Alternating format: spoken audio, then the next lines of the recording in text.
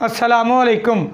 आज कल बहुत से लोगों के गले ख़राब हो रहे हैं स्मोक की वजह से, और मुझे बहुत से मैसेज आ रहे थे कि इसके मतलब कोई नुस्खा बता दीजिए। तो इसके लिए एक बेहतरीन नुस्खा मैं लेकर आया हूँ। इस नुस्खे के अज्जा आप नोट कर लें, ख़ुद बनाएं और इस्तेमाल करें। इंशाल्लाह पहली खुराक से ही अफाका होगा।